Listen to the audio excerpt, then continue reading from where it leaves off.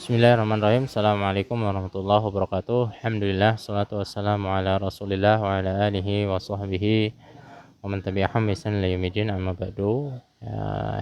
Para santri sekalian, kelas 7 rahimakumullah.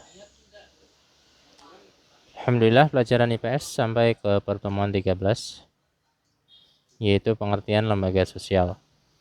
Apa sih lembaga sosial itu? Menurut Kuncara Ningrat, lembaga sosial adalah sistem tata kelakuan dan hubungan yang didirikan untuk memenuhi kebutuhan manusia. Ya. Dalam kehidupan sehari-hari, masyarakat itu butuh yang namanya teratur, aturan, ya. Yang berfungsi untuk apa? Menjaga keseimbangan dan kesatuan dalam masyarakat. Butuh. Misalnya manusia membutuhkan lembaga pendidikan untuk pengetahuannya, untuk memenuhi kebutuhannya akan pendidikan, akan wawasan, akan pengetahuan. Itu lembaga pendidikan. Lewatnya lembaga pendidikan itu salah satu organisasi atau lembaga sosial. Nah, karakteristik lembaga sosial itu punya simbol tersendiri, ada khas lembaganya. Yang kedua, punya tata tertibnya, punya kebiasaan atau tradisinya, ya. Ada norma panutan yang tertulis maupun tidak. Terus usianya juga lama, ya. Pewarisannya dari generasi ke generasi, reorganisasi. Memiliki ideologi atau sistem gagasan mendasar yang dimiliki bersama. Kemudian memiliki alat kelengkapan untuk mewujudkan tujuan lembaga. Memiliki tingkat kekebalan atau daya tahan. Tidak akan lenyap begitu saja. Contoh ini jenis lembaga sosial, ya, ada lembaga keluarga, agama, ekonomi, pendidikan, lembaga politik dan hukum. Lembaga keluarga ini terdapat aturan-aturan juga, ya, di keluarga tuh yang harus dipatuhi seluruh anggota. Misalnya aturan larang pulang malam. Nah, anak-anak yang masih pulang malam nggak boleh masuk. Itu aturan keluarga. Ya. Ada fungsi dari keluarga itu antara lain ada beberapa, ada reproduksi, sosialisasi juga, kasih sayang, ekonomi, pengawasan sosial, perlindungan, dan juga pemberian status. Status itu maksudnya apa? Jabatan anak, ayah, ibu atau apa. Itu adalah lembaga agama, ya. Lembaga agama ini sistem keyakinan dan praktek keagamaan di dalam masyarakat. Nah, agama itu kan ajaran, ya, kepercayaan, keimanan. Adapun beberapa fungsi lembaga agama, yang pertama adalah sebagai sumber hidup, way of life, ya, sumber hidup. Yang kedua untuk tuntutan terhadap kebenaran. Nah, ada perilaku-perilaku yang menyimpang itu dosa.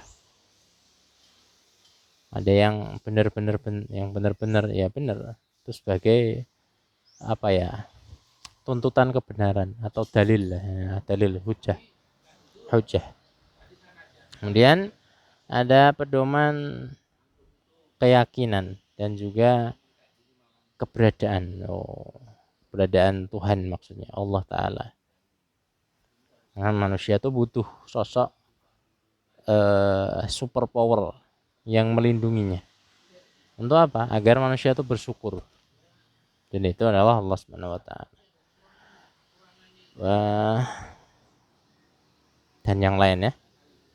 Dan lembaga ekonomi di sini ada lembaga ekonomi itu ada beberapa, contohnya BUMN, ya, Badan Usaha Milik Negara, Badan Usaha Milik Swasta, BUMS, atau perusahaan-perusahaan.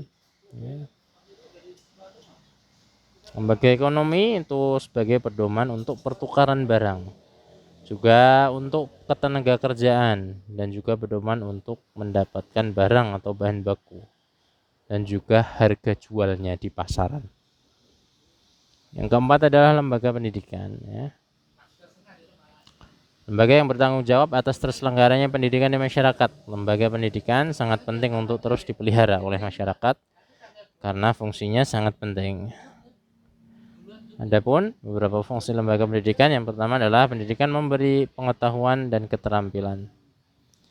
Yang kedua, mengembangkan potensi yang dimiliki individu demi memenuhi kebutuhan hidupnya. Mengembangkan cara berpikir rasional. Kemudian sarana melestarikan kebudayaan dengan cara mengajarkan dan membiasakan hal-hal berkaitan dengan kebudayaan masyarakat.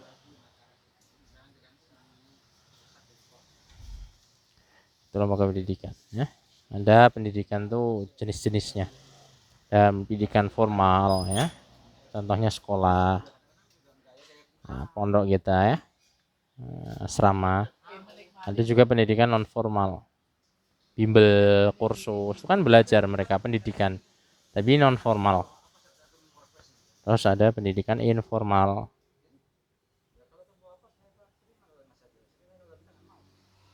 Itu pendidikan informal, yaitu diselenggarakan tidak resmi. Contohnya Pak, keluarga.